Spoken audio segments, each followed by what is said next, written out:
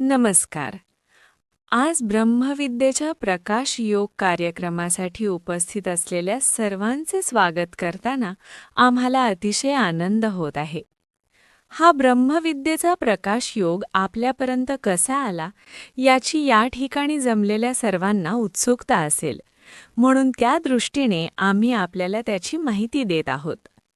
आपल्या भारत भूमीला पूर्वीपासूनच आध्यात्मिक वारसा लाभलेला आहे, हे आपणा सर्वांना ज्ञात आहेच.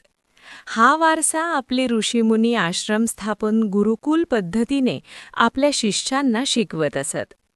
1200 वर्षांपूर्वी अशाच पद्धतीचे विद्यापीठ नालंदा येथे स्थापन झालेले होते व त्यामध्ये योग व तंत्रज्ञान शिक्षण विभागाचे श्रेष्ठ योगी गुरु पद्मसंभव हे प्रमुख होते.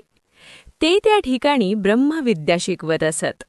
विद्यापीठाचा नाश होणार हे माहीत झाल्यावर तिबेटच्या राजाच्या आमंत्रणावरून गुरु पद्मसंभव त्यांच्या काही शिष्यांना घेऊन तिबेटला गेले व तेथे आश्रम स्थापून ब्रह्मविद्या शिकवण्यास सुरुवात केली. पुढे बऱ्याच कालावधीनंतर तिबेटमधील आश्रमात इंग्लंड येथील श्री एडविन जॉन डिंगेल हे त्या ठिकाणी काही विशिष्ट प्रेरणा मिळाल्यामुळे आले व तेथे त्यांनी ब्रह्मविद्येचे शिक्षण घेतले. शिक्षण पूर्ण झाल्यावर गुरूंच्या आज्ञेप्रमाणे ते परत अमेरिकेत गेले.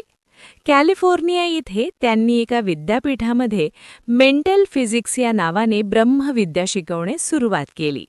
त्यानंतर 1977 मध्ये भारतातील गुरु ज्योतिर्मयानंद यांनी या विद्येचे शिक्षण घेऊन मुंबईत याचे वर्ग सुरू केले.